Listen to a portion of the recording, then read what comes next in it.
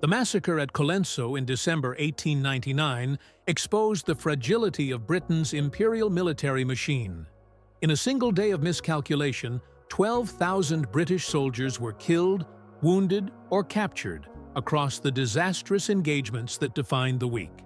Sir Redvers Buller, who had been entrusted with command of the largest expeditionary force Britain had ever dispatched, found his reputation broken in the smoke of the Tugela River battlefield. Colenso became not only a defeat, but the symbol of Black Week, when an empire confident of swift triumph was brought low by a smaller force of Boer farmers turned soldiers.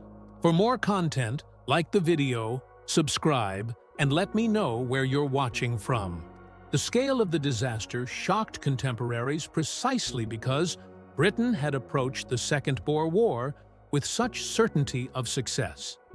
The South African Republic, Transvaal, and the Orange Free State, though lightly populated compared to the empire's vast dominions, confronted Britain with modern rifles, intimate knowledge of the terrain, and a determination to resist subjugation.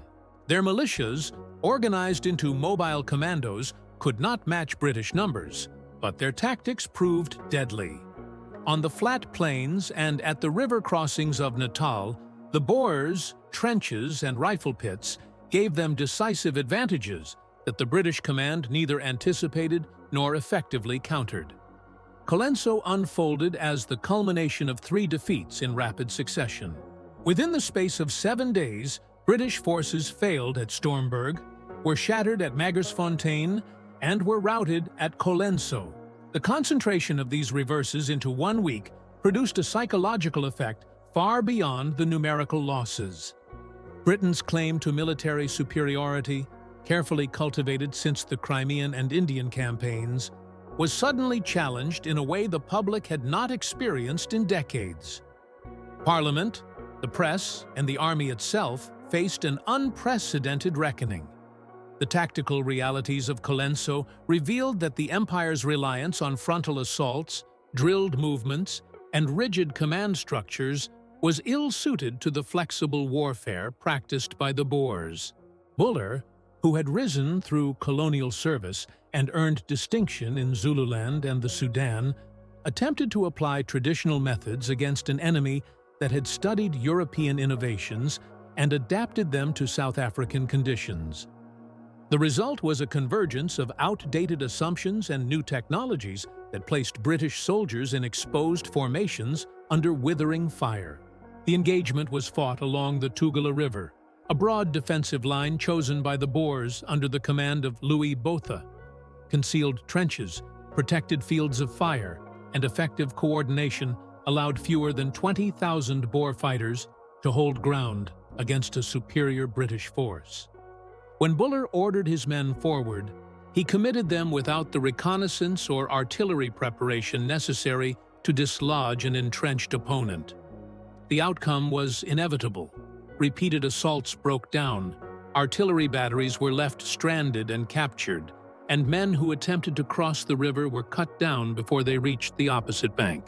The sheer rapidity of the collapse magnified its impact. Soldiers advancing in open order were pinned to the ground for hours under rifle fire they could not locate. Gun crews fought until they were annihilated, their weapons seized by Boer raiders. Buller's eventual retreat, carried out under pressure and confusion, transformed the engagement from setback into humiliation. The term Black Week entered the British press within days, cementing the defeat in public consciousness. The consequences of Colenso would reverberate far beyond Natal. It forced Britain to reconsider not only the leadership of its campaign, but also the structure of its army, which had been designed for colonial policing rather than for modern warfare against organized opponents. It also emboldened Boer fighters, who believed they could resist indefinitely against the empire's might. As the smoke cleared on the battlefield and casualty lists lengthened in London, attention turned inevitably to the man at the center of the disaster, Sir Redvers Buller, the general whose name would soon be synonymous with failure in South Africa. The reputation of Sir Redvers Buller before the Boer War rested upon decades of colonial campaigning that had brought him both decoration and controversy.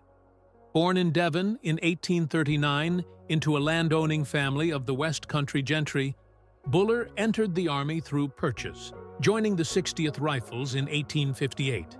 His early career coincided with Britain's height of imperial confidence, when campaigns from India to Africa were conducted with limited forces and wide autonomy for individual officers. Buller absorbed these traditions, earning a reputation for personal bravery, but not for systematic planning. His name first rose to prominence during the Anglo-Zulu War of 1879, where he commanded mounted troops and distinguished himself in several engagements.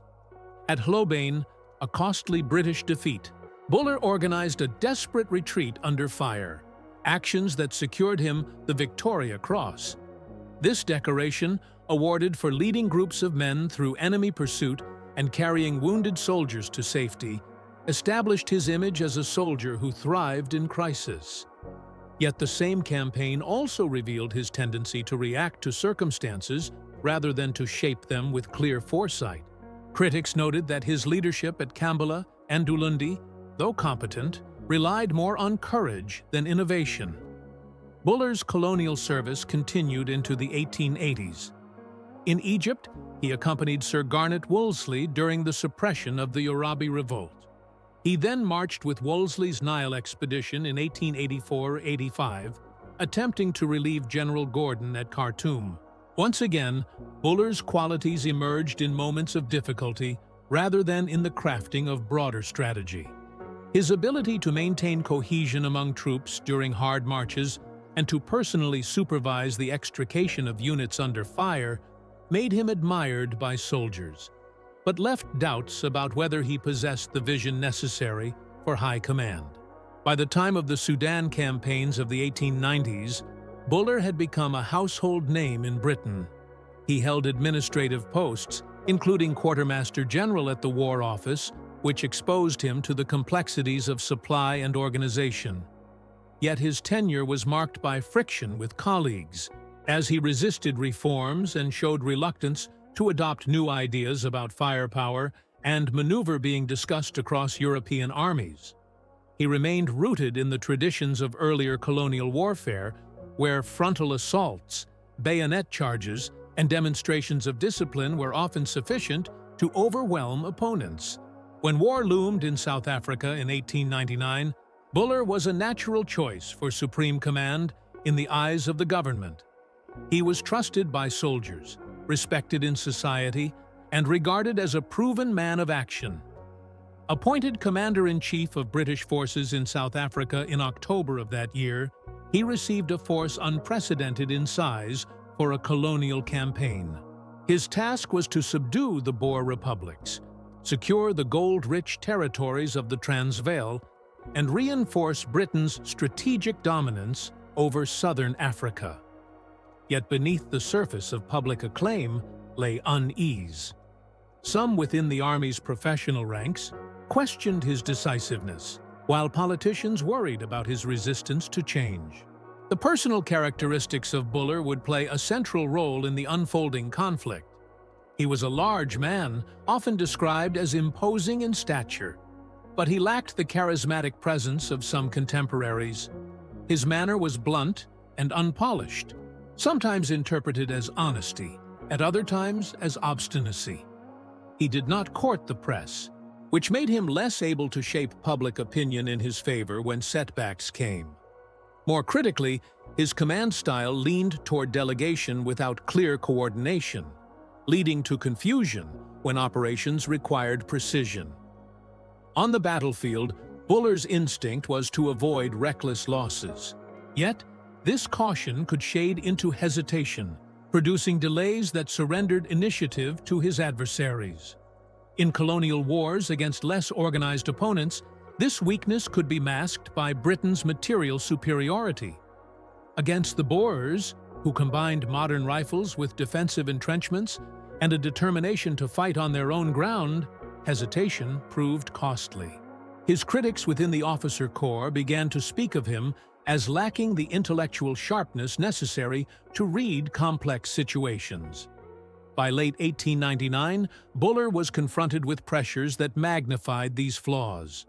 The government in London expected a swift campaign, both to protect imperial prestige and to secure the Rand's mining wealth. The British public, fed on reports that Boer fighters were mere farmers, anticipated rapid victory.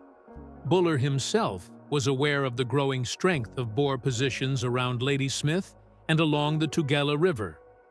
He understood that his mission was not simply military but symbolic, for the empire required a display of dominance. Yet he struggled to reconcile the conflicting demands of caution and decisiveness. His preparations for the advance into Natal exposed further weaknesses.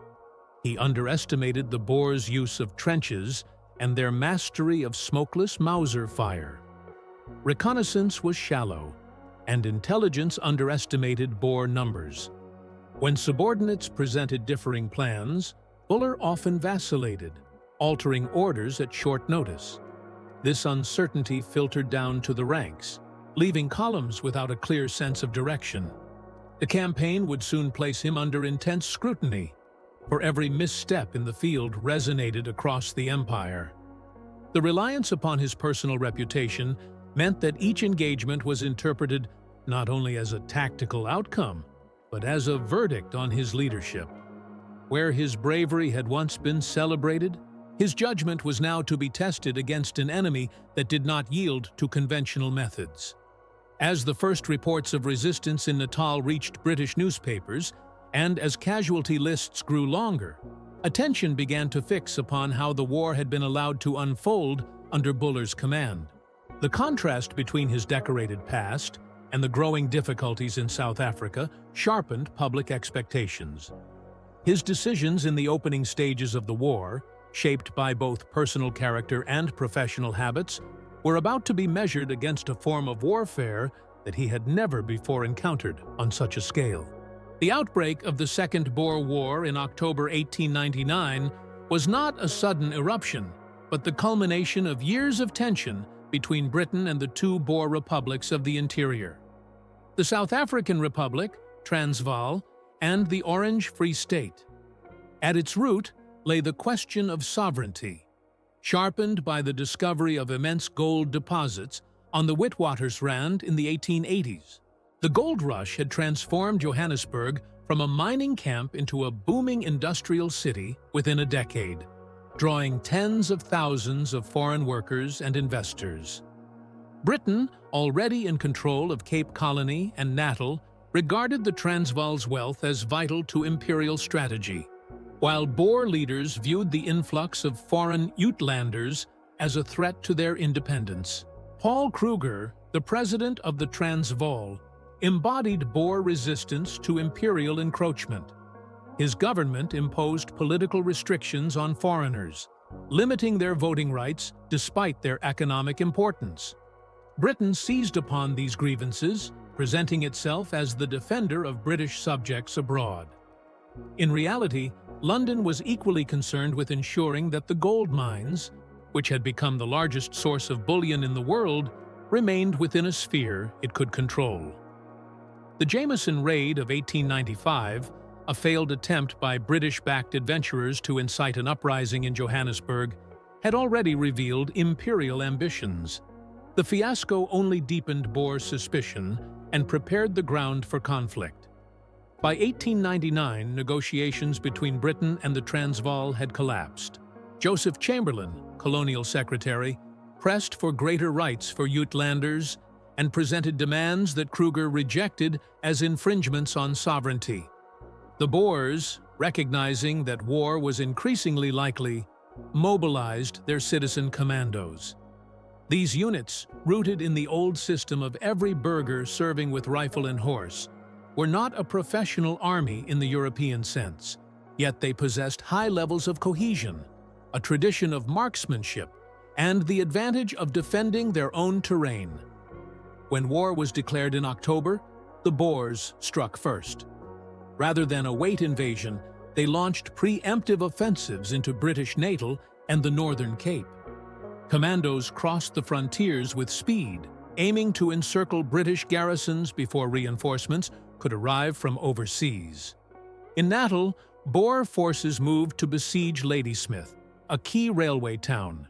To the west, they pressed into Kimberley and Mafeking, hoping to isolate these outposts and deny Britain access to vital resources and communications.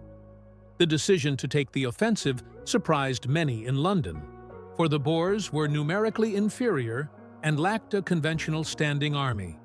Yet their mobility and aggressive use of railways allowed them to apply pressure before Britain could concentrate its superior manpower. The Boer method of warfare confounded British expectations. Armed with German-supplied Mauser rifles firing smokeless powder, Boer sharpshooters could engage targets at distances that neutralized traditional British infantry tactics. Their reliance on horses gave them freedom of movement, while their entrenchments along rivers and ridges turned natural features into formidable barriers. Commandos could disperse rapidly to avoid artillery fire, then concentrate again at chosen points. The result was a flexible defense in depth, difficult to dislodge by frontal assault. The Orange Free State joined its ally, extending the front across a vast arc. British commanders were forced to divide their attention, sending columns into multiple theaters while struggling to secure supply lines across harsh terrain. Telegraphs and railways offered some advantage, but the distances were immense, and every convoy risked ambush. In this environment, reconnaissance became essential. Yet British cavalry units, trained for parade ground charges, were ill-prepared for the scouting and skirmishing that the Boers demanded. The early weeks of the war revealed how unprepared Britain was for a conflict of this scale. The government had expected a limited campaign requiring perhaps 25,000 men. Instead, the commitment expanded rapidly, with troop ships ferrying tens of thousands across the oceans. Regiments drawn from across the Empire, Canada, Australia, India, began to arrive, turning the war into a test of imperial solidarity. Yet in late 1899, before these reinforcements could make their weight felt, the burden of resistance fell upon scattered British units already in theater. The sieges of Ladysmith, Kimberley, and Mafeking dominated attention. Newspapers reported daily on the plight of garrisons surrounded by Boer trenches. Public pressure mounted for relief operations, and the government urged Buller to deliver decisive blows. The expectation of swift victory collided with the reality of protracted sieges, where modern rifles and defensive works nullified the traditional advantages of imperial troops. Each day of delay strengthened Boer morale and exposed the weaknesses of British planning. The strain on Buller grew acute.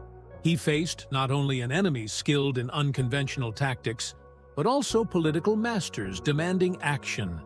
The balance of power on the ground shifted with every movement along the railway lines, every reinforcement convoy, every consignment of artillery shells landed at Durban. It was under these conditions that he prepared to take the offensive in Natal, hoping to break through Boer positions along the Tugela River. The war had begun with the confidence of an empire certain of its superiority. It had already revealed that confidence to be misplaced. As Boer trenches deepened and British casualties mounted, questions emerged about how an empire that spanned the globe could find itself checked by two small republics. The coming engagements would test not only Buller's judgment, but also the structural foundations of Britain's military machine, whose traditions had not yet adapted to the firepower and mobility now defining the South African battlefield. The initial confidence with which Britain entered the South African conflict was rooted in both its imperial experience and its domestic political culture. For much of the 19th century, the British Army had fought adversaries who were technologically or organizationally inferior. From the Indian Rebellion of 1857 to the Abyssinian Expedition of 1868, from campaigns in New Zealand to punitive expeditions along the northwest frontier, Britain had come to view its professional soldiers as an unstoppable force against opponents. regarded as irregular and poorly equipped. By the late Victorian age, these assumptions had hardened into dogma. The British press reinforced these beliefs. Newspapers presented the Boers as backward farmers who clung to antiquated ways of life, emphasizing their rural communities, their reliance on ox wagons, and their small population. Political cartoons depicted them as rustic and unrefined, easily swept aside by the discipline and technology of modern armies. Such portrayals resonated with a public accustomed to reading of imperial victories in remote corners of the world. Few in Britain considered the possibility that the Boers could fight with modern weapons in organized formations, much less inflict heavy losses. At the War Office, the prevailing assumption was that any conflict would be short. Senior officials believed that one concentrated thrust would be sufficient to occupy Pretoria and Bloemfontein, bringing the republics to terms. The Army's mobilization plans reflected this. Supplies were prepared for rapid transport, troop ships requisitioned, and regiments scheduled for embarkation in waves. The numbers were impressive on paper. Tens of thousands of men, supported by artillery batteries and cavalry squadrons. Yet the planning paid little attention to the nature of the terrain or the character of the enemy's defenses. The conviction that Britain's industrial wealth and manpower would guarantee victory eclipsed detailed consideration of how the war might actually be fought. This confidence was not limited to military leaders. Politicians in London, from Chamberlain at the Colonial Office to Prime Minister Lord Salisbury, spoke of the war as a necessary measure to secure stability in southern Africa. Their rhetoric framed the conflict as an assertion of imperial order against local obstruction. Behind these speeches lay economic motives, particularly the safeguarding of the Rand's gold mines. But the language emphasized duty and inevitability. The public, accustomed to imperial justifications of this kind, greeted the outbreak of hostilities with enthusiasm. Patriotic societies organized rallies, volunteers enlisted in colonial contingents, and newspapers called for rapid victory. Early reports from the front seemed to confirm these expectations. Accounts of Boer mobility and sharpshooting were published, but they were often framed as temporary obstacles that discipline and determination would soon overcome. Editors reassured readers that the Boers lacked heavy artillery, had little training in formal battle, and could not sustain prolonged resistance. The sieges of British garrisons were interpreted as acts of desperation rather than as effective strategy. The Empire's reach was taken as proof that reinforcements could overwhelm resistance once they arrived. Inside the army itself, officers clung to methods that had served in earlier colonial wars. Infantry drill emphasized parade ground precision, close order advances, and reliance on bayonet charges. Artillery doctrine focused on massing guns to bombard visible targets, not on suppressing entrenched riflemen hidden behind ridges. Cavalry tactics remained tied to charges with lance and saber, despite repeated warnings from reformers that the age of the mounted shock assault was passing. The Boers, with smokeless powder and accurate rifles, turned these traditions against their opponents, but this was not yet understood in London. The logistical machinery of empire seemed to validate British self-assurance. Troop ships departed from Southampton, Plymouth, and Liverpool with regularity, carrying regiments of line infantry, guards battalions, and colonial contingents. Supplies of ammunition, uniforms, tents, and horses filled the holds. The scale of the movement was without precedent in South African history. The sheer visibility of imperial might, columns of redcoats embarking with bands playing, reinforced the impression that victory was inevitable. Yet beneath this display lay fragility. Railways in South Africa were limited, water supplies scarce, and the distances immense. The army's structure, designed for small wars, had never been tested in a theater demanding sustained operations across hundreds of miles. As the weeks passed and the first reverses began to reach London, the dissonance between expectation and reality widened. Reports of Boer trench systems, of British units pinned down in open ground, and of artillery captured intact raised questions that cut against the prevailing assumptions. Yet in October and early November 1899, confidence still predominated.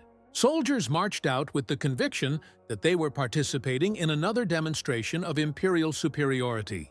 Their letters home described eagerness to meet the enemy, their language reflecting both patriotism and underestimation.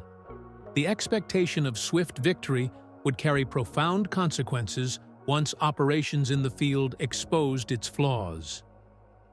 British columns that advanced with inadequate reconnaissance, officers who directed assaults without regard to the effectiveness of entrenched rifles, and cavalry squadrons sent against unseen sharpshooters all embodied the persistence of outdated assumptions. The mounting casualty lists would force a reckoning, but in the early stages of the war, self-assurance remained unshaken. As Buller moved his forces toward Natal and prepared to test the Tugela line, the gulf between imperial perception and the realities of modern firepower was about to widen into a chasm. The weeks that followed would strip away illusions of easy conquest and confront Britain with the cost of its confidence in the most brutal fashion. The month of December 1899 brought the full measure of Britain's misjudgments into focus. What unfolded across the plains of South Africa came to be remembered as Black Week, a sequence of defeats so concentrated in time and scale that they shook the foundations of imperial confidence.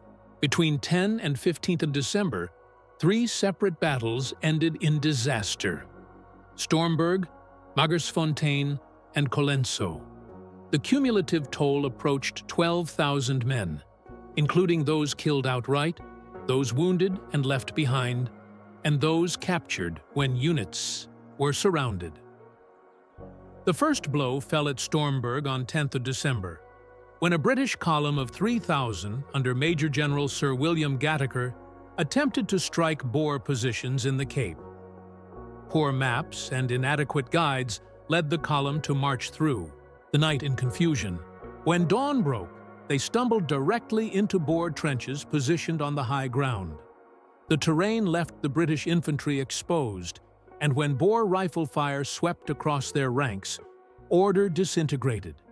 Units broke apart, retreating in disorder across the veld. Nearly 700 men were captured in the chaos, their weapons and equipment abandoned. The episode revealed how fragile discipline could become when inadequate preparation collided with well-sited defensive positions. No time was allowed for recovery before another disaster followed at Magersfontein on 11th December. Lieutenant General Lord Methuen led 14,000 men against Boer forces under General Piet Cronje, who had entrenched his commandos along the Modder River to protect the approach to Kimberley. Methuen's plan relied on a dawn assault by Highland regiments advancing in close order. Expecting Boer positions on the ridgeline, the British infantry marched steadily forward, bayonets fixed. Instead, the Boers had dug extensive trenches at the base of the slope, invisible until the assaulting troops were within a few hundred yards.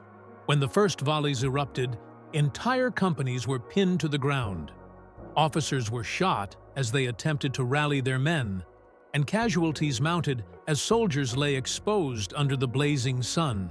Artillery support proved ineffective against concealed targets, and repeated attempts to advance only increased the losses.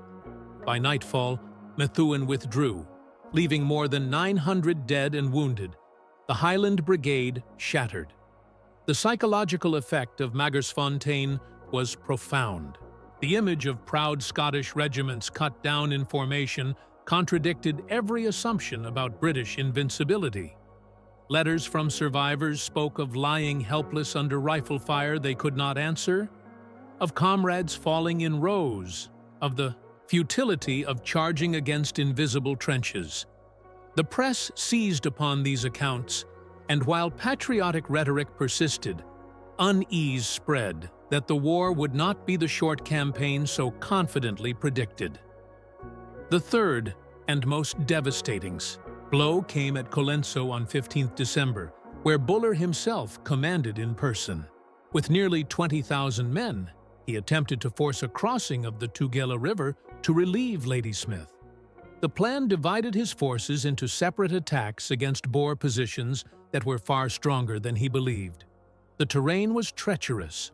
River, fords exposed to enfilading fire, ridges masking entrenched sharpshooters, and artillery emplacements concealed behind earthworks.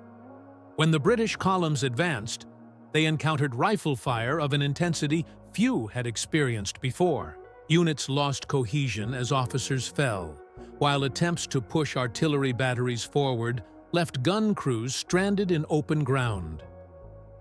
One episode at Colenso became emblematic of the wider disaster. 14 field guns of the Royal Artillery, sent forward, without adequate infantry support, were raked by Boer fire at close range. Crews were killed in place, horses shot down in harness, and the survivors forced to abandon their pieces. A handful of officers attempted desperate rescues, dragging guns by hand, but most were captured intact by Boer commandos. To the British Army, the loss of artillery was a humiliation of the highest order, symbolizing both tactical mismanagement and enemy prowess. By midday, Buller recognized the assault could not succeed and ordered a general retreat. Columns pulled back across the veld under fire, leaving hundreds of casualties on the field. The scale of the reverse was staggering. More than 1,100 men killed or wounded, 800 missing or captured, and 10 guns lost. Combined with the defeats of the preceding days, the impact on morale was severe. Buller, shaken, sent a telegram to London advising that the situation required reinforcements on a scale far beyond initial plans.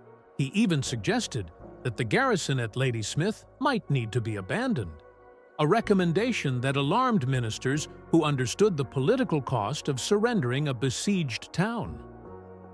The concentration of defeats within less than a week magnified their significance. In Parliament, opposition voices questioned the competence of the army's leadership. In the press, headlines spoke of Black Week, a phrase that captured both the shock and the sense of national humiliation. Families across Britain read casualty lists that lengthened with each edition. For the first time in decades, an imperial war produced widespread anxiety rather than confident anticipation of victory. For the Boers, the victories of Black Week confirmed the effectiveness of their methods. The commandos had demonstrated that disciplined rifle fire, used from trenches and ridges, could break the most celebrated infantry regiments of Europe. The morale boost was immense, and belief spread among burghers that continued resistance could preserve their independence. Commanders like Louis Botha and Piet Cronje gained prestige, while ordinary fighters returned to their farms with stories of having repelled the empire's finest.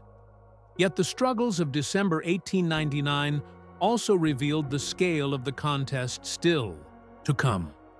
Britain possessed resources unmatched by the republics: a global navy, industrial power, and the capacity to ship tens of thousands of reinforcements. The challenge lay not in numbers, but in adapting methods to a war that defied conventional doctrine. As the empire absorbed the shock of Black Week, its leaders began to realize that improvisation and reform would be required to regain the initiative. The next phase of the conflict would test whether such adjustments could be made quickly enough to reverse the tide. After the shocks of Stormberg and Magersfontein, the battlefield at Colenso assumed disproportionate significance. The geographical key was the Tugela River, whose broad curves and steep banks cut across northern Natal like a natural defensive barrier. Flowing eastward from the Drakensberg Mountains, the Tugela became swollen during the summer rains, its currents swift its fords difficult, and its approaches marked by open veld that offered little cover. For Boer commanders, it provided the ideal line on which to halt the advance of the British Army.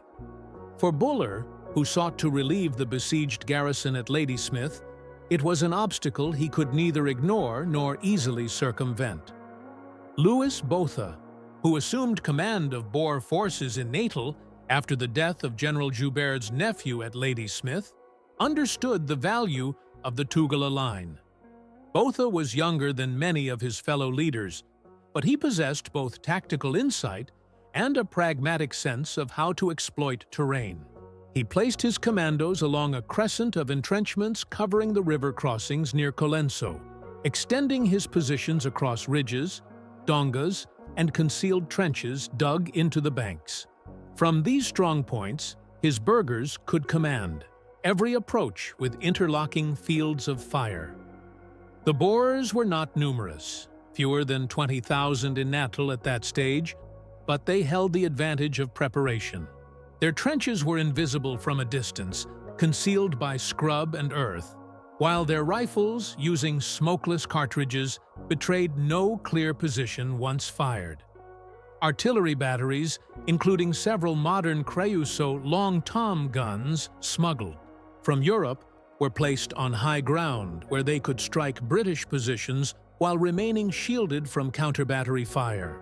The defense was layered in depth, designed not for spectacle but for attrition, where each British advance would be met by sustained rifle fire from unseen marksmen.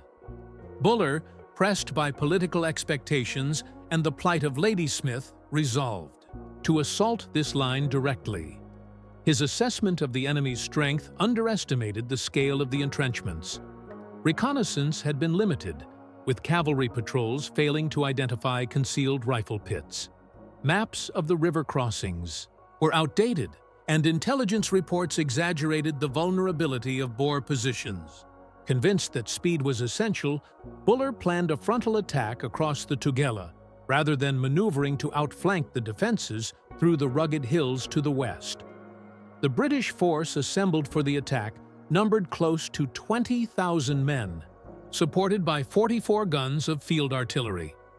It represented one of the largest concentrations of Imperial troops yet deployed in the war.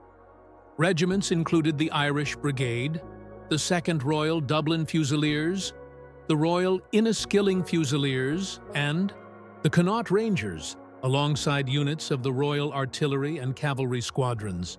Many of these soldiers were newly arrived from Britain, eager to demonstrate their effectiveness after the reverses of Black Week. The atmosphere among the ranks reflected both determination and anxiety, for they marched against an enemy whose strength they had not yet fully measured. The plan divided the British force into multiple thrusts. The central assault was directed at Colenso itself, where pontoon bridges would be laid across the river under artillery cover. To the west, the Irish Brigade would attempt to seize Llangwain Hill, a key elevation dominating the left flank. On the right, mounted troops were tasked with crossing at a ford and threatening the Boer flank. The scheme appeared sound on paper, but it rested upon the assumption that Boer defenses were shallow and could be broken by weight of numbers. As preparations advanced, logistical difficulties mounted. The heavy rains of December turned roads into mud, slowing the movement of guns and wagons. Horses and oxen weakened under the strain of hauling supplies across waterlogged ground. Telegraph lines were stretched thin, making coordination unreliable. Buller's staff officers struggled to maintain coherence among dispersed units, and orders often reached commanders late or in ambiguous form. These shortcomings were not unique to Colenso, but they compounded the inherent risks of attacking a fortified line across a river. The Boer fighters, by contrast, were well-positioned and intimately familiar with the terrain. They had dug communication trenches linking their rifle pits, stockpiled ammunition in forward positions, and prepared fields of fire that enfiladed likely avenues of approach. Their tactics emphasized patience. Sharpshooters waited until targets were within 300 yards before opening fire, ensuring both accuracy and conservation of ammunition. Boer horsemen patrolled the rear areas, ready to exploit any collapse in British formations. For the rank-and-file British soldier, the Tugela line remained a landscape of uncertainty. From the south bank, the enemy was invisible.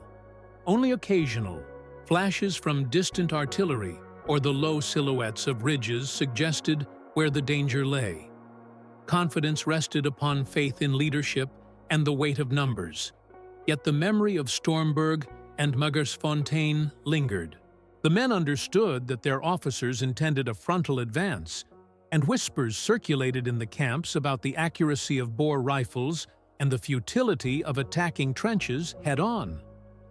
Buller's decision reflected the pressures upon him. With Ladysmith under siege and supplies dwindling, delay was politically unacceptable. London expected action, and newspapers demanded that the Empire demonstrate resolve. To maneuver around the Tugela would require time, engineering, and complex coordination. To strike directly promised rapid relief. Buller chose the latter, believing that determination and discipline could overcome the enemy's entrenchments. His personal reputation was now bound to the outcome, for he led the army in person, positioned at the center of the attack. The stage was thus set for a collision between two approaches to warfare: the British reliance on concentrated assault and the Boer mastery of defensive firepower. As dawn approached on 15th of December, columns began to form on the veld, their lines stretching across the plain toward the Tugela. Guns were unlimbered, infantry adjusted their packs, and mounted units moved into position. Across the river, the trenches remained silent, their occupants unseen, waiting for the signal to fire. On the morning of 15th December 1899, as mist lifted from the Tugela Valley, the British Army advanced into one of the most punishing battles of its South African campaign. Columns of infantry moved forward under orders to storm Boer positions along the river, unaware of the depth and concealment of the defenses awaiting them. The assault began with the confidence that numbers and artillery could open a path, yet the unfolding events revealed how fatally flawed that confidence had become. Buller's plan was set in motion before dawn. The Irish Brigade, under Major General Henry Hart, was directed to seize a crossing at Bridle Drift on the western sector. The Dublin Fusiliers led the way, followed by the Inniskilling Fusiliers, Connaught Rangers, and Border Regiment. Miscommunication and poor maps soon steered them too far east, driving them toward the very center of Boer entrenchments. As the mist cleared, the brigade found itself advancing across open veld toward invisible trenches on the opposite bank. The advance was made in close order, ranks stretched across the plain, bayonets fixed in anticipation of storming the riverbank. At first, the movement met silence, save for the rumble of British guns opening fire from the rear. But as the leading companies approached within a few hundred yards of the Tugela, Boer rifles erupted in sudden, concentrated volleys. The impact was immediate. Men fell in clusters. Officers struck down as they raised swords to signal advances. Within minutes, the Irish Brigade was pinned flat on the ground, unable to move forward or retreat, trapped in a killing zone under fire from trenches they could not see. To the east, a separate column attempted to force a crossing near Colenso itself. Engineers began to prepare pontoon bridges under covering fire from Royal Artillery batteries. Yet the fords were enfiladed by Boer sharpshooters positioned along concealed banks. Each attempt to bring pontoons forward was met with sheets of rifle fire. The teams cut down before they could reach the water's edge. Gun crews supporting the effort suffered heavily, for the smoke of their own batteries betrayed their positions, while Boer rifles and artillery remained largely invisible. The most catastrophic blow fell upon the artillery itself. 14 field guns of the 14th and 66th batteries were advanced too close to the Boer lines, unprotected by sufficient infantry. Once they came within range, Boer fire swept the gun lines with deadly precision. Horses were shot down in harness, limbers overturned, and gunners fell in rows as they tried to serve their pieces. Officers pleaded for infantry support that could not reach them under the storm of fire. In less than an hour, the batteries were annihilated. Survivors attempted to drag the guns back by hand, but most were abandoned on the field. Boer commandos seized 10 intact, hauling them into their trenches as trophies. The loss of artillery in full view of the army was a humiliation that resonated far beyond the battlefield. Meanwhile, the right flank, tasked with outflanking the Boer positions, by crossing at a ford east of Colenso, fared little better. Cavalry units moved hesitantly, uncertain of the ford's location, and misdirected by guides unfamiliar with the ground. When they attempted to advance, they too came under enfilade fire from Boer rifle pits, sighted along the river's curve. Horses. Panicked, dismounted troopers sought cover behind sparse shrubs, and cohesion evaporated. The planned envelopment dissolved into scattered skirmishing, achieving nothing to relieve the pressure on the center. Across the battlefield, the pattern repeated. British units advanced in formation, were met by sudden volleys from unseen trenches, and were forced to lie prone under fire, unable to press forward. The summer sun climbed higher, baking the exposed infantry on the veld. Wounded men lay untended, their cries audible above the crack of rifles. Officers attempted to rally companies, but every movement drew concentrated fire. Signals became confused. Messengers cut down before orders could be delivered. Commanders struggled to grasp the scale of the disaster, for the smoke and haze obscured the full view of the battlefield. Buller himself remained near the center, watching as his carefully arranged plan unraveled into chaos.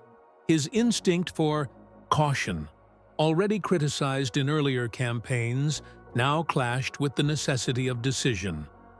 Reports of heavy casualties, the loss of artillery, and the paralysis of the Irish Brigade reached him in rapid succession. He ordered piecemeal withdrawals of some units, while others remained pinned in place with no clear instruction. Attempts to reinforce the Irish Brigade only added to the slaughter, as additional battalions marched into the same withering fire. The Boers, under Botha's direction, maintained strict fire discipline. Burghers fired from trenches and rifle, pits with patient accuracy, aiming low to strike advancing lines. Their artillery, concealed in ravines and behind ridges, pounded British batteries without revealing their positions. Communication between Boer positions was maintained by runners and signals, enabling coordinated volleys that exploited every British movement. Despite their smaller numbers, the defenders held a mastery of ground and firepower that multiplied, their effectiveness many times over. By midday, the British assault had reached its breaking point. Thousands of men lay prone in the veld, unable to advance or retreat. Gun batteries had been silenced, their remnants abandoned. Cavalry remained, ineffective on the flanks, and the central assault across the river had collapsed. The Tugela, intended as a barrier to be forced, had become the boundary of disaster. The weight of casualties and the impossibility of progress pressed heavily on Buller, who faced the choice between persisting in the attack or conceding defeat, before his entire army was destroyed. The decision that followed would determine not only the fate of the day, but the reputation of the commander and the army he led. As the full fury of Boer resistance continued to bear down on immobilized British formations, the defensive effort that confronted Buller's army at Colenso was the product of meticulous preparation and the experience the Boers had accumulated over decades of frontier warfare. Louis Botha, who had assumed command after General Joubert fell ill, coordinated his burghers with a precision that belied the supposed amateur status of the Boer forces. Their resistance was not an act of desperation, but a calculated deployment of firepower and concealment that maximized every advantage the terrain offered. From their trenches along the Tugela, Boer riflemen maintained a steady rhythm of fire, each man conserving ammunition while ensuring accuracy. The Mauser rifles they carried, chambered in 7mm and supplied with smokeless cartridges, produced no revealing plumes of smoke, allowing shooters to remain invisible. Their sights were set with care, and many had grown up on the veld hunting, game at long distances, developing marksmanship skills unmatched in most European armies. Every attempt by the British infantry to rise and move forward met with disciplined volleys that cut down officers and disrupted formations before momentum could build. The Irish Brigade bore the brunt of this resistance. Pinned against the banks of the river, the soldiers found themselves incapable of advancing into the ford or retreating across open ground. Boer marksmen adjusted their fire systematically, striking wherever movement betrayed a new cluster of men. Attempts by British officers to wave forward reinforcements only presented new targets. As the hours dragged on, casualties multiplied, and the brigade's position became a static tableau of endurance under fire, sustained only by the discipline instilled through years of drill. Elsewhere, Boer artillery contributed a punishing counterpoint. Heavy Creusot guns, including the feared Long Toms, were emplaced on elevated ridges, camouflaged with scrub and earthworks. Their shells plunged into British gun lines with devastating effect. Smaller field pieces, moved rapidly by oxen teams, shifted between positions to harass different sectors. Each salvo disrupted attempts to reorganize shattered formations. Unlike their British counterparts, Boer gunners rarely revealed their positions long enough to draw effective counter-battery fire. When the Royal Artillery tried to respond, their observers could not locate the concealed emplacements, leaving their shells to burst harmlessly against distant ridges. Botha's system of defense relied not only on static trenches, but also on the mobility of mounted commandos held in reserve. These horsemen did not charge in the European style, but moved swiftly behind the lines, ready to exploit weakness. When British artillery batteries were abandoned, Boer riders advanced to seize the guns, dragging them into cover before counterattacks could recover them. Their movement through ravines and dongas allowed them to appear suddenly at vulnerable points, spreading confusion and reinforcing the impression that the defense was everywhere impenetrable. The resistance was characterized by fire discipline of a kind rarely seen in 19th-century battles. Burghers fired only when targets entered well-prepared fields of fire, avoiding wasteful volleys. Communication between trenches was maintained through runners and flag signals, ensuring that concentrations of fire could be shifted as British columns attempted to maneuver. The result was a battlefield in which every advance met with calculated opposition, as if an unseen hand guided the riflemen to anticipate their enemy's every move. The psychological effect on the British infantry was profound. Soldiers accustomed to seeing their enemy clearly before engagement now faced a foe who seemed invisible, striking from hidden positions with unerring accuracy. Men lay prone under the sun, unable to move without drawing fire. Officers, accustomed to leading charges by example, were repeatedly shot down at the head of their companies. The rhythm of advance and bayonet rush, drilled into generations of British soldiers, had no place against defenders who could remain concealed and deliver.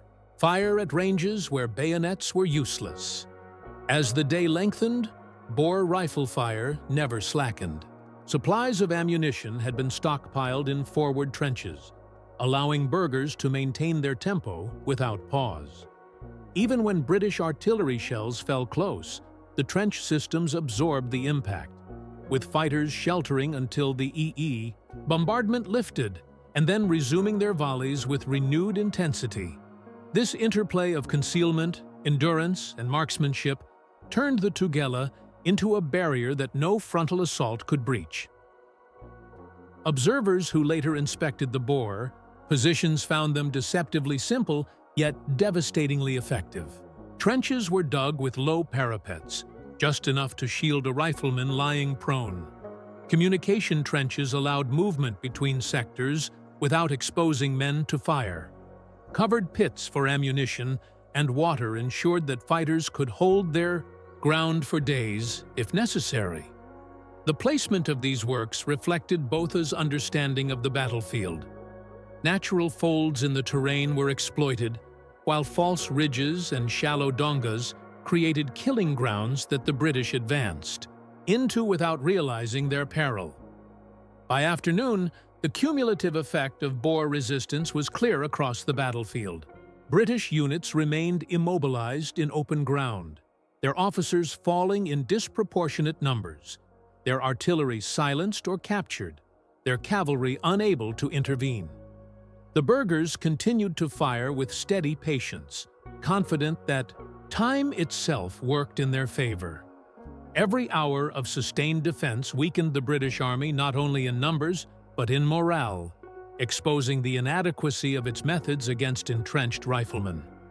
For Buller, the reports arriving from across the B line presented a grim picture. The resistance of the Boer commandos had not only halted his assault, but inflicted losses that grew heavier with each attempt to renew the attack.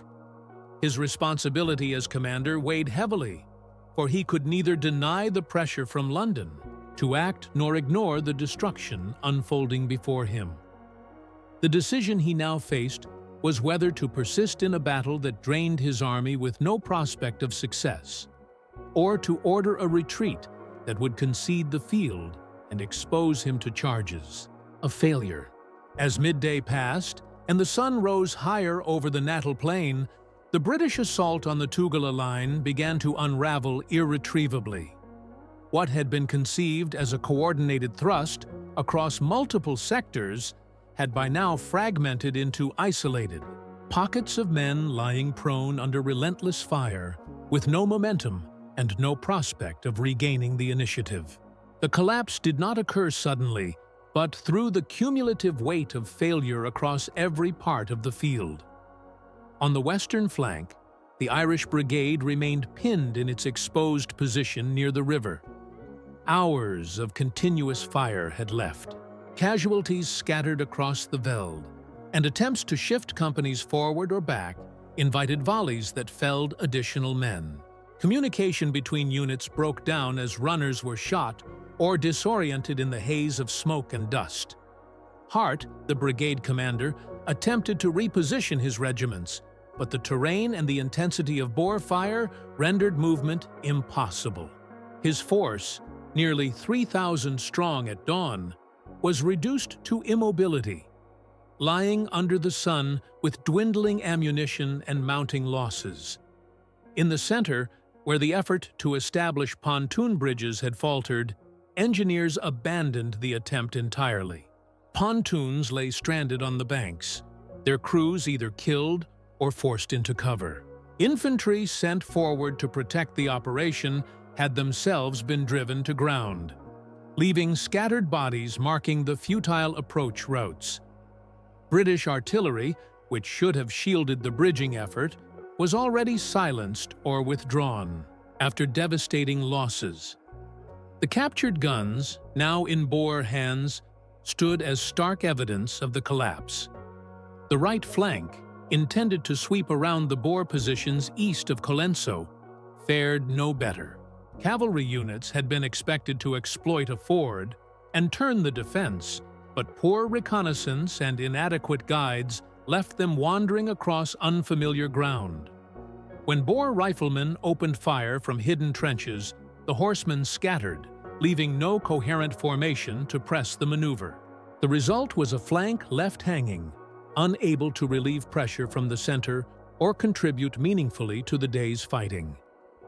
The command situation at Buller's headquarters deteriorated with each hour.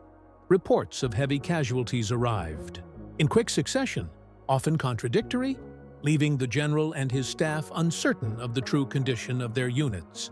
Field telegraphs were cut by shell fire, mounted messengers failed to return, and visibility across the battlefield was obscured by smoke. From his vantage point, Buller could see only fragments of the action, yet the weight of failure was unmistakable. The sound of Boer rifles never slackened, and the sight of his own artillery abandoned within sight of the river underscored the scale of the disaster. Efforts to rally the infantry proved futile. Officers who attempted to rise and lead charges were struck down almost immediately. Companies that tried to withdraw across open ground were cut to pieces by crossfire. Soldiers pinned to the veld endured hour after hour of exposure, unable to advance, unable to retreat, their discipline eroding as thirst and exhaustion set in. The sense of paralysis spread across the field, each man conscious of being trapped in a position that could not be sustained. Boer resistance remained steady and unyielding. Burghers rotated within their trenches, some firing while others rested, ensuring that the volume of fire never diminished. Ammunition continued to flow forward through concealed supply trenches, while mounted reserves moved along the rear to exploit opportunities. When British artillery batteries were left abandoned, Boer riders seized not only the guns, but also limbers and stores of shells, depriving their enemy of vital resources while strengthening their own capacity. By mid-afternoon, the reality was unmistakable. The British Army was being bled without achieving any tactical gain. Buller, recognizing that persistence would mean annihilation, began to issue orders for retreat. Yet even withdrawal proved perilous. Units that attempted to fall back across the open veld were raked by enfilading fire, transforming retreat into a second ordeal of losses. Some formations moved in relative order, but others broke apart, with men scattering to seek cover in isolated ravines before making their way rearward in small groups. The recovery of artillery became an episode of both valor and futility. Officers such as Captain Walter Congreve and Lieutenant Freddie Roberts, son of the future commander-in-chief, attempted to retrieve guns from under fire. With teams of men dragging limbers by hand, they succeeded in saving 2 pieces, but the effort cost Roberts his life and left others wounded. The act was celebrated in dispatches, but it could not obscure the fact that 10 guns had been lost outright. The retreat gradually spread across the line, though not in unison. The Irish Brigade, still pinned near the river, withdrew piecemeal, leaving behind wounded who could not be carried. Some companies dissolved under fire, their survivors reaching safety in scattered groups. Cavalry formations provided little cover, for they were themselves disordered. By the time darkness approached, the British Army had pulled back several miles, abandoning the field entirely to the Boers. The battlefield of Colenso remained littered with dead, wounded, and abandoned guns. Boer fighters moved cautiously across the plain, securing weapons, tending their own casualties, and consolidating their hold on the river line. The sight of British equipment, uniforms, and artillery scattered across the ground provided tangible proof of a victory whose scale exceeded their expectations. For the defenders, the day confirmed that disciplined resistance could repulse even the largest imperial force. For Buller, the collapse of his assault was a personal and professional catastrophe. His decision to retreat spared his army from complete destruction, yet it also surrendered the initiative entirely to the Boers. In London, his telegrams describing the defeat would ignite outrage, and among his men, the sense of humiliation weighed heavily. The cost was measured not only in lives, but in confidence, leaving both soldiers and commanders uncertain how such a reversal could be redressed. The aftermath of Colenso revealed the magnitude of the disaster in figures as stark as the images left on the field. Casualty returns recorded more than 2,100 men killed or wounded, and nearly 800 listed as missing or captured. The loss of 10 field guns compounded the humiliation, for artillery was considered the backbone of imperial firepower, and its capture by irregular forces carried symbolic weight far beyond its tactical value. Combined with the defeats at Stormberg and Magersfontein earlier that same week, British losses in December 1899 reached close to 12,000 men. No single colonial war in the 19th century had inflicted such concentrated damage upon imperial forces in so short a span of time. The lists of dead published in British newspapers carried names familiar to the public. Sons of aristocratic families, heirs of industrial dynasties, and young officers drawn from the upper classes appeared beside privates from factory towns and miners from Wales and Scotland.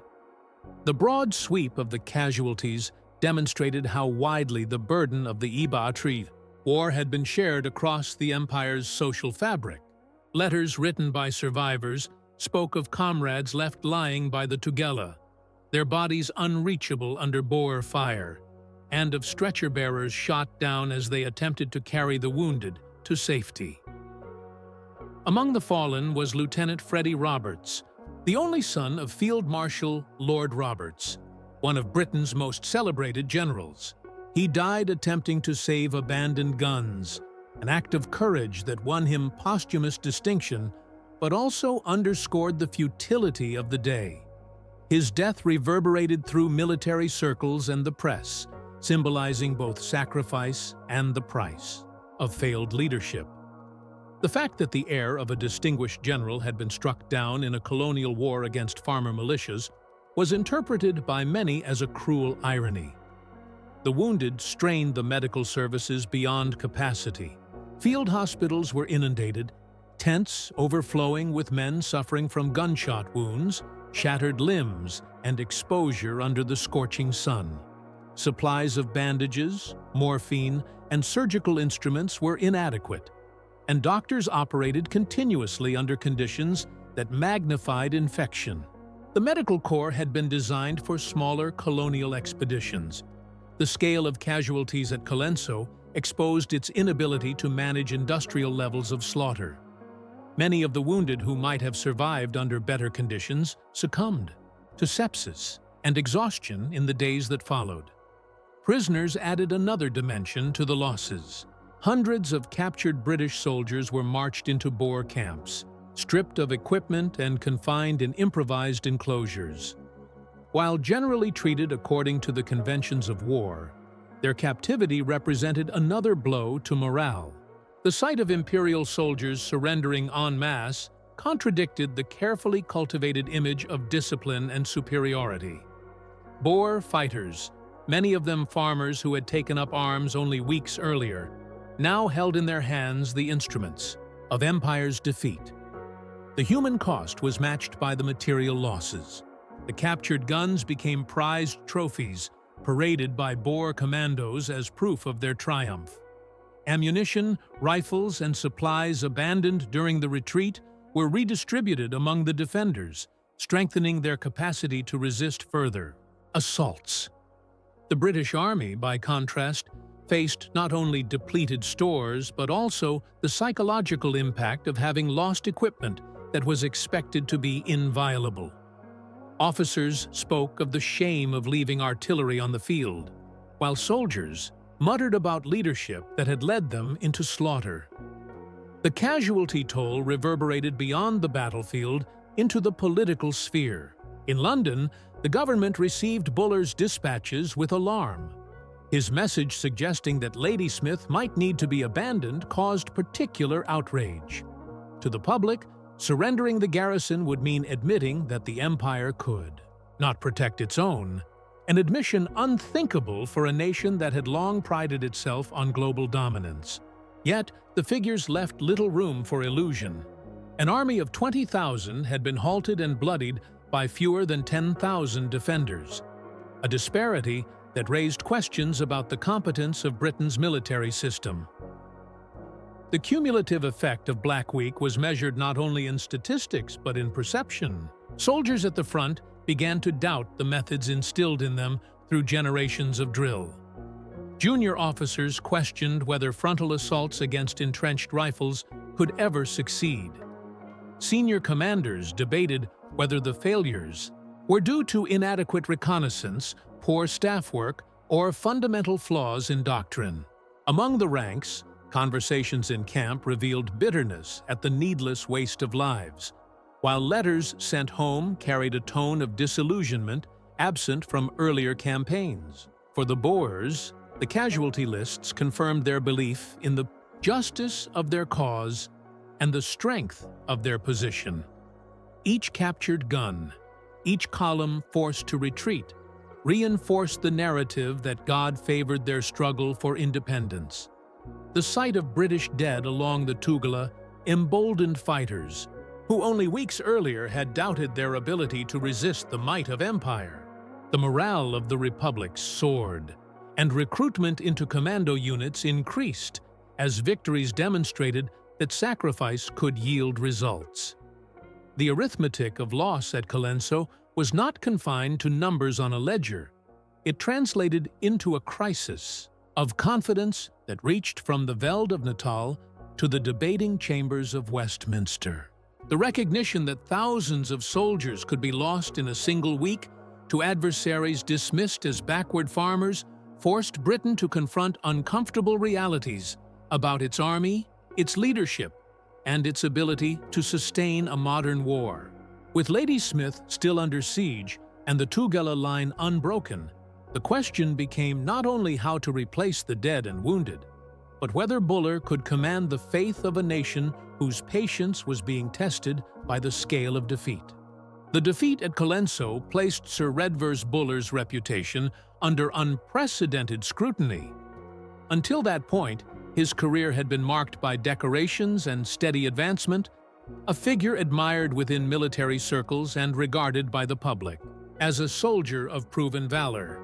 After December 1899, that image was replaced by doubts about his judgment, his decisiveness, and his ability to command in modern war. The transformation of his standing was as swift as the collapse of his assault on the Tugela. Within his own army, reactions to Buller's leadership varied but rarely carried confidence.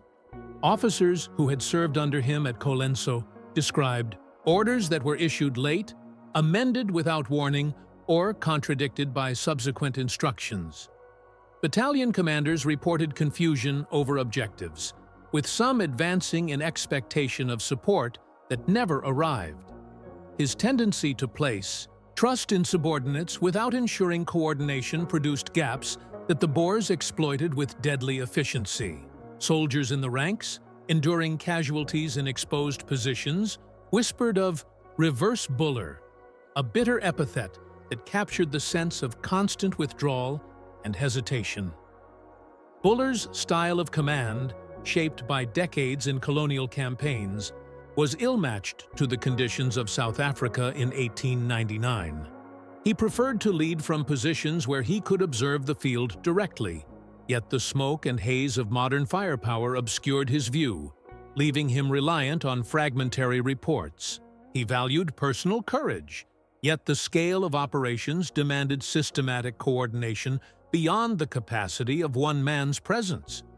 His caution, admirable when protecting men from reckless sacrifice, became paralysis when swift decisions were required. At Colenso, this combination of qualities produced an army that advanced with bravery but lacked the guidance to translate sacrifice into achievement. In London, the criticism sharpened. Buller's telegram to the War Office after the battle, suggesting that Ladysmith might need to be abandoned, was received with alarm. To ministers already shaken by the losses of Black Week, the notion that a besieged garrison could be surrendered was intolerable. The Prime Minister, Lord Salisbury, and the Colonial Secretary, Joseph Chamberlain, recognized that public morale depended on holding Ladysmith at all costs. Buller's recommendation appeared defeatist, casting him as a commander willing to concede strategic ground rather than persevere. The press amplified these perceptions. Newspapers that had once printed glowing accounts of Buller's bravery in Zululand and the Sudan now published scathing editorials. The Times criticized his lack of initiative, while other papers labeled him indecisive and unimaginative. Cartoons mocked the contrast between his imposing physique and his hesitant command. For a public that had celebrated generals as embodiments of empire, the spectacle of a commander admitting failure in dispatches was deeply unsettling. Parliamentary debate added further pressure. Opposition members seized upon the defeats of Black Week as evidence of governmental mismanagement, pointing to Buller's failures as symptomatic of wider deficiencies in the army. Questions were raised about the training of officers, the adequacy of staff work, and the lack of adaptation to modern weaponry. While Buller was not alone in bearing responsibility, his position as commander-in-chief made him the visible focus of criticism. Inside the War Office, discussions turned toward alternatives. Field Marshal Lord Roberts, whose son had been killed at Colenso, remained a respected figure, celebrated for his campaigns in India and Afghanistan.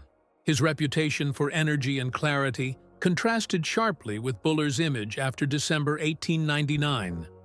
Alongside Roberts, Lord Kitchener, renowned for his methodical conquest of the Sudan, was identified as a figure capable of imposing discipline on both strategy and execution. Their eventual appointment to Supreme Command would reflect not only the need for new leadership, but the collapse of confidence in Buller's ability to deliver victory. Yet Buller retained supporters. Among his men, many admired his concern for their welfare and his reluctance to waste lives in reckless assaults. He was seen as a commander who shared hardships and visited the wounded, a man who inspired personal loyalty even as strategic results eluded him. Some officers argued that he had been given impossible tasks with inadequate information and faced an enemy whose strengths had been underestimated by politicians and generals alike. These defenses, however, carried little weight against the reality of successive defeats. The damage to Buller's reputation was not confined to Britain. Observers across Europe followed the war closely, measuring Britain's performance as a reflection of its military capacity. Reports of Buller's defeats were read in Berlin, Paris, and St. Petersburg with interest. For rival powers, the spectacle of the world's foremost empire struggling against farmer militias confirmed suspicions that Britain's army, though professional, lacked the organization and doctrine to match continental forces. Buller became emblematic of this weakness, his failures cited in foreign military journals as cautionary examples. For the general himself, the pressure grew intolerable. He remained in command in Natal, attempting further operations along the Tugela, but every move was overshadowed by the shadow of Colenso. His reputation, once a source of authority, had become a burden. Each decision was questioned, each setback magnified. The nickname Reverse Buller circulated not only among his soldiers, but in the press at home, crystallizing the perception of a commander defined by retreat. The issue now confronting the government and the War Office was whether to persist with a commander whose credibility had eroded or to replace him with figures more capable of restoring confidence. The decision would have consequences not only for the course of the war, but for the empire's self-image. For Buller's failures had become inseparable from Britain's humiliation in South Africa. News of Black Week reached Britain with a speed that magnified its impact. Telegraph lines carried Buller's dispatches to London within days, and newspapers rushed to publish casualty figures that stunned the public. For a society accustomed to reports of swift victories in colonial campaigns, the scale of losses appeared incomprehensible. The narrative that Boer fighters were little more than armed farmers collapsed under the reality of thousands of British soldiers killed, wounded, or captured within a single week. The press reacted with a mixture of shock and anger. Leading dailies, such as The Times and the Daily Telegraph, printed long lists of names, their columns filled with familiar regiments now reduced by heavy casualties. The Morning Post and the Daily Mail went further, denouncing the conduct of operations and demanding accountability from the government. Editorials questioned how a professional army could be routed by citizen militias and why Britain's generals persisted with frontal assaults against concealed rifles. Political cartoons depicted British soldiers advancing into invisible trenches, bayonets lowered against an enemy that never exposed itself. Families across Britain felt the consequences directly. The casualty lists contained not only the names of officers drawn from the gentry and aristocracy, but also privates from industrial towns, agricultural villages, and mining communities. Telegrams delivered to homes announced losses that reverberated through households far removed from the centers of political debate. In towns like Manchester, Glasgow, and Cardiff, gatherings formed outside newspaper offices to read the latest bulletins posted in windows. The sense of collective shock bound together classes and regions in a shared recognition that the empire had suffered a grievous blow. The political response in Parliament was immediate. Opposition leaders demanded explanations from the government, accusing ministers of complacency and negligence in preparing for war. Debates in the House of Commons grew heated as members cited the casualty figures and questioned the competence of the War Office. The government defended itself by pointing to the unexpected strength of Boer defenses and the courage of British troops. Yet the criticism persisted. Black Week became a symbol not merely of battlefield defeat, but of systemic failure in planning and leadership. Public reaction was further shaped by the spectacle of siege warfare. Reports from Ladysmith, Kimberley, and Mafeking described garrisons under constant bombardment, short of supplies, and enduring disease. These accounts heightened the sense of urgency, for the defeats of Black Week meant that relief operations had failed. The image of besieged imperial towns reinforced the perception that Britain's power was being challenged at its very core. Patriotic societies organized rallies to support the troops, but these demonstrations were tinged with anxiety. The traditional rhetoric of imperial superiority now competed with the reality of protracted resistance. Newspapers also emphasized individual acts of heroism, perhaps in an effort to soften the bitterness of defeat. The story of Lieutenant Freddie Roberts, mortally wounded while attempting to recover abandoned guns, was widely circulated. Accounts of artillery officers dragging pieces to safety under fire were celebrated as examples of courage amid disaster. These narratives provided consolation, but they could not mask the scale of the losses. For every heroic vignette, casualty figures reminded readers of the thousands who had not returned. Among the wider empire, reactions varied but shared the theme of unease. In Canada, Australia, and New Zealand, where colonial contingents had been dispatched, newspapers reprinted reports from London with a mixture of pride in their volunteers and alarm at the defeats. In India, where sepoy regiments were prepared for service, the setbacks raised questions about whether the empire's forces would be called upon in larger numbers. Across the dominions, the war was now viewed as a struggle that demanded sacrifices from all corners of the imperial system. The criticism that followed fell not only upon Buller, but upon the structure of the British Army itself. Reformers who had long argued that the army was outdated now found their warnings vindicated. They pointed to the reliance on parade ground drill, the neglect of modern firepower, and the inadequacy of staff work. Pamphlets circulated demanding reform in officer education, improvements in reconnaissance, and greater investment in logistics. Black Week provided these arguments with evidence that could not be ignored. The government sought to stabilize public opinion by appointing new leadership. The announcement that Field Marshal Lord Roberts and Lord Kitchener would assume supreme command in South Africa was greeted with relief. Newspapers hailed Roberts as the hero of Kandahar, and Kitchener as the conqueror of the Sudan, framing their arrival as the moment when the war would be placed in competent hands. Yet beneath the rhetoric lingered a recognition that Britain had entered a struggle more demanding than any colonial campaign of the past century. Public sentiment hardened into determination rather than resignation. Calls for reform were matched by calls for greater effort. Recruitment drives accelerated, with posters urging men to enlist for the empire. Philanthropic societies raised funds for the wounded, while civic leaders pledged support for besieged towns. Patriotism remained strong, but it was now infused with a sense of grim necessity, rather than the exuberant confidence that had characterized the early weeks of the war. As news from the front continued to filter back, the question for Britain was no longer whether it could win, but at what cost. The defeats of December had broken the illusion of easy conquest, and the nation now faced the prospect of a long war against determined opponents.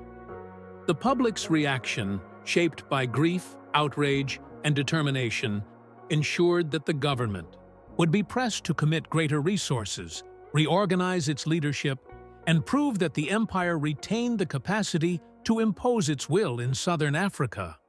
While Britain reeled from the reverses of December 1899, the Boer republics entered the new year with renewed confidence. Victories at Stormberg, Magersfontein, and Colenso demonstrated that their forces, though smaller in number, could withstand, and even repulse the full weight of imperial assaults. For the burghers of the Transvaal and the Orange Free State, these successes confirmed not only the effectiveness of their tactics, but also the justice of their cause. The belief spread across farmsteads and lagers that the God of their forefathers had granted them strength to resist the world's most powerful empire. In the camps that encircled Ladysmith, Kimberley, and Mafeking, morale soared. Burghers spoke with pride of the captured British guns and the long casualty lists published in London. Men who only months earlier had left plow and ox wagon for the rifle now carried themselves as seasoned soldiers.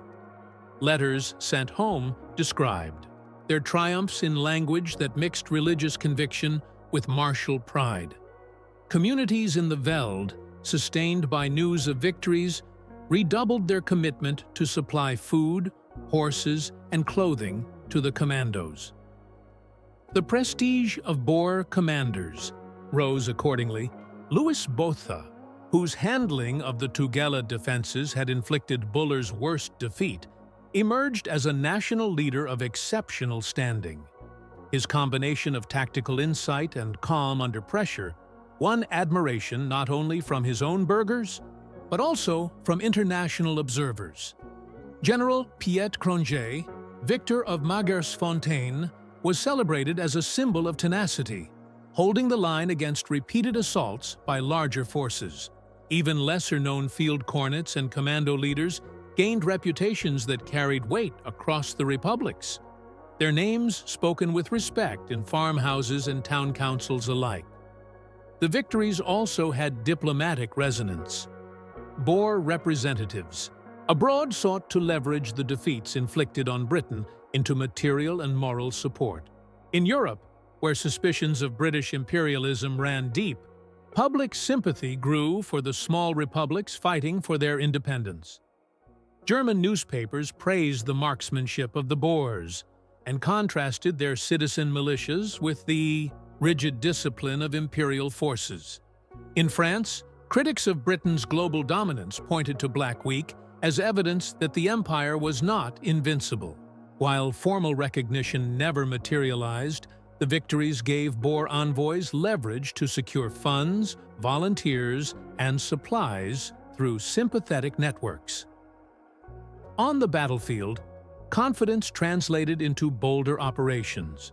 Boer commandos, emboldened by success, tightened the sieges around British garrisons. Trenches were extended, artillery brought closer, and bombardments intensified. At Ladysmith, the defenders endured shells from the massive Crusoe guns, while at Mafeking, the inventive, Colonel Baden-Powell faced ever more determined pressure from surrounding burghers.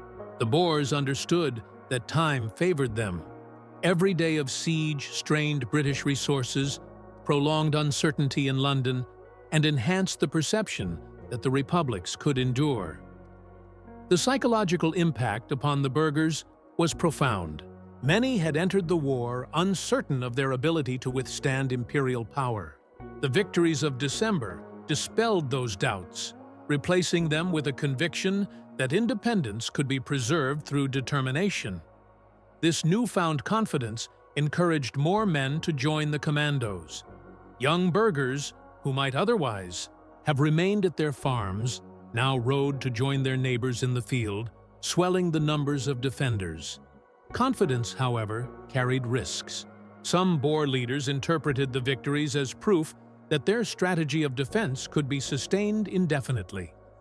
They believed that Britain, humiliated and weary of casualties, might seek terms that would leave the republics intact.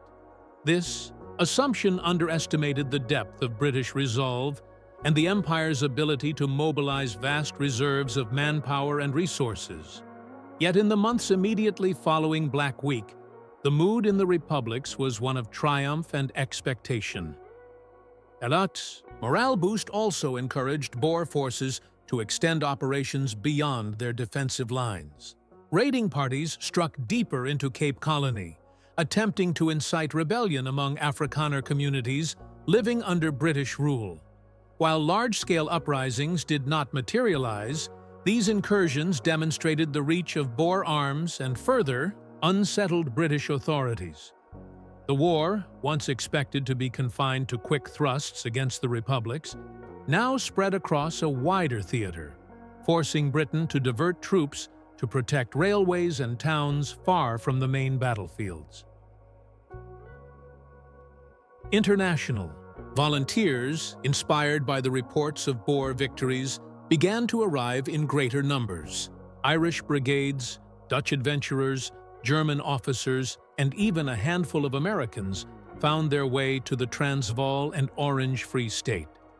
Their presence did not alter the balance of numbers significantly, but it reinforced the sense that the Boer struggle had captured global imagination. For Britain, the spectacle of foreigners joining the republics added a political dimension, suggesting that the war was being watched closely by rival powers. The material benefits of confidence could not be ignored. Captured rifles, ammunition, and artillery from British defeats were redistributed among the commandos, strengthening their capacity for continued resistance. Supply lines, maintained by networks of Boer families, operated with renewed vigor, sustained by the belief that sacrifices at home directly supported victory in the field. This integration of civilian and military effort bound the republics together more tightly than before, yet confidence also deepened the resolve to resist compromise. Boer leaders, emboldened by success, rejected diplomatic overtures that might have preserved some autonomy under British suzerainty. They believed that the tide of battle had turned decisively and that concessions were unnecessary. This inflexibility would later prolong the war, for it closed avenues of settlement that might have curtailed Britain's determination to fight on. As the new year of 1900 began, the Boer republics stood at the height of their military confidence. They had inflicted defeats that astonished the world, secured morale across their communities, and demonstrated that even a global empire could be held at bay. Yet with Britain mobilizing reinforcements on an unprecedented scale, the struggle was shifting toward a phase in which confidence alone would no longer suffice. In the weeks following Colenso, the British command in South Africa grappled with the immediate consequences of the defeat. The battlefield itself remained in Boer hands, littered with abandoned artillery, ammunition, and the bodies of fallen soldiers. Burghers retrieved captured guns and supplies, parading them as proof of victory. For the British Army, the withdrawal south of the Tugela marked not only a tactical setback but a strategic crisis, for the siege of Ladysmith continued unabated. and the credibility of imperial arms had been dealt another blow. Buller attempted to regroup his forces along defensive positions further south. His dispatches emphasized the exhaustion of his men and the strength of Boer entrenchments, framing the withdrawal as a necessity to preserve the army for renewed efforts. In practice, the retreat created a lull during which both sides consolidated. British units received replacements, reorganized their supply lines, and attempted to restore morale after the disarray of December. Yet, the stigma of defeat lingered. Soldiers referred bitterly to the day's events, while officers debated privately whether their commander retained the clarity of judgment needed for future offensives. Meanwhile, Boer forces, buoyed by their success, tightened their grip around Ladysmith. The garrison under Sir George White endured constant bombardment from Creusot guns, while rations dwindled and disease spread among the defenders. Civilians trapped within the town faced shortages of food and medical supplies, living under the constant threat of artillery shells. The longer the siege endured, the greater its symbolic importance became, for Ladysmith had become a test of Britain's ability to protect its subjects and hold ground against the republics. The British government responded to the crisis by accelerating the dispatch of reinforcements. Troop ships carried regiments from across the empire, infantry from Canada, mounted contingents from Australia, and additional battalions from Britain itself. The scale of mobilization was unprecedented, transforming the war from a limited expedition into a major conflict requiring sustained commitment. Supplies of artillery, transport animals, and engineers followed, alongside medical staff, to cope with the growing tide of casualties. Every arrival in Durban or Cape Town was reported in newspapers, feeding a narrative of renewed determination to reverse earlier defeats. Leadership changes also reshaped the campaign.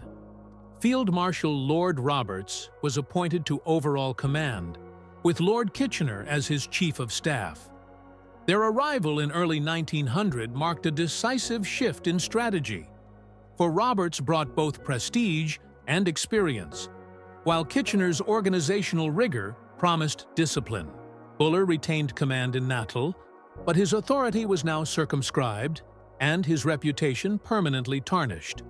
The restructuring reflected the government's recognition that victory required not only numbers, but new direction. Operational planning after Colenso reflected lessons drawn from Black Week. Reconnaissance was emphasized, with cavalry and scouts tasked to probe Boer positions before assaults. Engineers began to construct pontoon bridges and fieldworks with greater care, aware of the dangers of frontal attacks without preparation. Artillery deployment was reconsidered, with batteries instructed to remain under cover and coordinate their fire more closely with infantry movements. These adjustments signaled the gradual adaptation of the British Army to the realities of trench warfare and long-range rifle fire, though implementation varied across units. The Boers, for their part, continued to rely on mobility and defensive depth. Their confidence encouraged further operations beyond the sieges, with commandos raiding railway lines and threatening communications in Cape Colony. Yet even as they celebrated Colenso, some leaders recognized the growing weight of Britain's response. Reports of troop ships filled with reinforcements, the appointment of Roberts, and the mobilization of colonial contingents suggested that the republics faced a struggle of attrition for which their resources might not suffice. Still, in the early Yuahanditiu months of 1900, those concerns were muted by the memory of recent triumphs. Among British troops in Natal, preparations for renewed attempts to cross the Tugela were marked by unease. Soldiers who had endured the fire at Colenso knew the strength of Boer trenches and doubted the wisdom of further frontal assaults. Letters home described the river as a barrier guarded by invisible death, a place where comrades had fallen without ever seeing the enemy. Yet the pressure to relieve Ladysmith left no alternative but to try again. Plans were drawn for successive operations, Spion-Kop, Wahlkranz, and later the final assault at Peter's Hill, that would test the army repeatedly against the same formidable line. For the civilian population in Britain, the aftermath of Colenso intensified debates about the nature of the war. Reformers pointed to the defeats as evidence that the army required modernization, while imperialists insisted that greater effort would bring victory. Newspapers continued to publish lists of the dead, but alongside them came stories of reinforcements, of Roberts and Kitchener's arrival, and of the Empire's determination to see the war through. The mood shifted from shock to grim resolve, shaped by the recognition that the struggle in South Africa would not end quickly. In the wider context of empire, the defeats of December and the response to them revealed the vulnerability of a system built on assumptions of superiority. The mobilization of troops from across the dominions underscored both the global reach of British power and its dependence on colonial resources. The war became not only a test of arms in South Africa, but a demonstration of whether the empire's far-flung components could sustain collective action in the face of adversity. As preparations mounted for renewed attempts along the Tugela, the consequences of Colenso remained vivid in memory. The names of regiments shattered on the plain, the image of abandoned guns, and the casualty lists published in every town across Britain lingered as reminders of the cost of miscalculation. Yet with Ladysmith still under siege, political necessity and national pride compelled the army to press forward. The struggle that began with disaster would now evolve into a prolonged contest in which the balance between imperial resources and Boer determination would be tested repeatedly in the months ahead. The legacy of Colenso and the wider disasters of Black Week endured long after the smoke cleared from the Tugela Valley. For Britain, the losses represented not merely a military reverse, but a profound challenge to the assumptions that underpinned its global position. The empire had prided itself on its ability to project power across continents with limited forces. Yet in South Africa, its army had been checked, bloodied, and forced into retreat by opponents who lacked the professional institutions, industrial, base, and population size of a great power. One immediate consequence was the accelerated reform of the British Army. The defeats underscored the inadequacy of training that emphasized parade ground precision over fieldcraft, reconnaissance, and marksmanship. Calls for a general staff on the continental model grew louder, supported by those who argued that the absence of systematic planning had doomed operations. The vulnerability of artillery to concealed riflemen prompted a reassessment of how guns should be deployed in modern battle. The reliance on frontal assaults in close order was criticized as a relic of an earlier age, unsuited to an era of smokeless powder and magazine rifles. At a political level, the legacy manifested in debates about the very nature of Britain's empire. Critics of imperial policy argued that the war revealed the dangers of expansion driven by economic interests and strategic anxieties. Supporters of imperialism countered that the scale of Britain's response demonstrated the unity and strength of the empire, pointing to reinforcements from Canada, Australia, and India as proof that the dominions would rally to the imperial cause.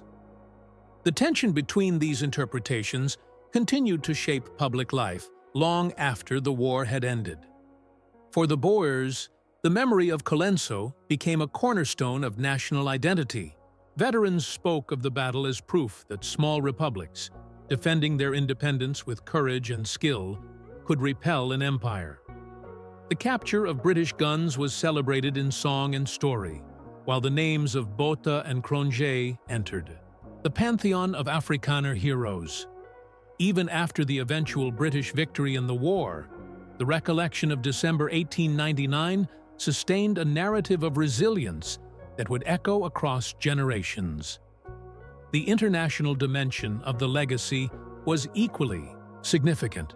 Observers from continental Europe particularly in Germany and France, studied the defeats with interest. Military journals dissected the failures of British tactics, using Colenso as evidence that the age of massed infantry assaults was past. The notion that irregular forces, armed with modern rifles and entrenched in prepared positions, could defeat professional armies influenced debates about conscription, firepower, and the changing nature of warfare. For rival powers, the war provided both reassurance that Britain's military system was flawed and warning that future conflicts would demand adaptation. Within Britain itself, the memory of Colenso remained entwined with personal stories of loss.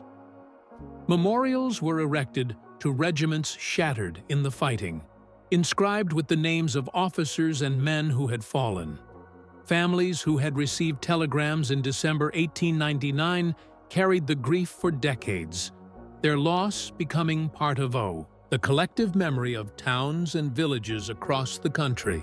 Regimental histories written in the years after the war devoted entire chapters to the events of Black Week, recounting the courage of soldiers while acknowledging the failures of leadership that had condemned them to slaughter. The broader military legacy of Colenso lay in its demonstration of how industrial firepower transformed the battlefield.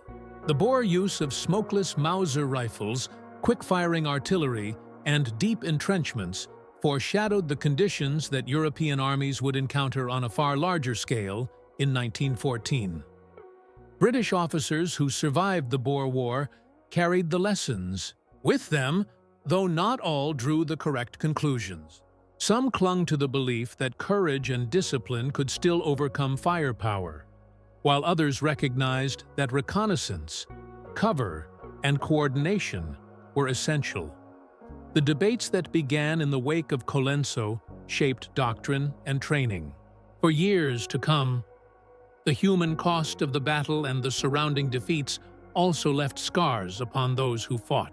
Survivors wrote of the terror of advancing into invisible fire, of lying for hours under the sun as comrades fell around them, and of retreating across ground littered with the dead.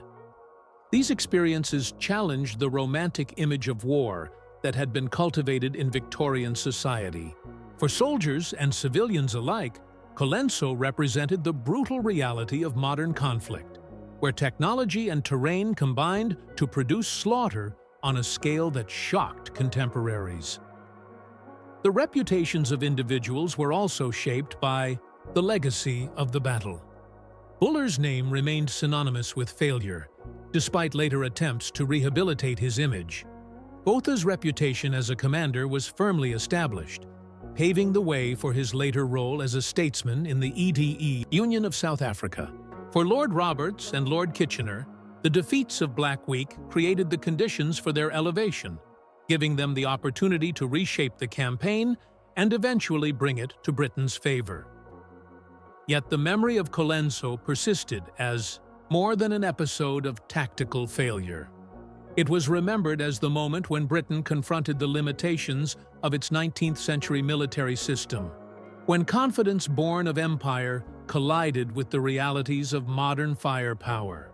The loss of 12,000 soldiers in the course of a week reverberated not only through the history of the Boer War, but through the wider trajectory of British military and political life. As the empire moved into the 20th century, the shadows of December 1899 remained. They shaped reforms, influenced debates, and haunted the men who had endured the fire of the Tugela. The field at Colenso, once expected to be the site of imperial triumph, endured in memory as a symbol of miscalculation and sacrifice, where the cost of underestimating an opponent was measured in thousands of lives and the prestige of a nation.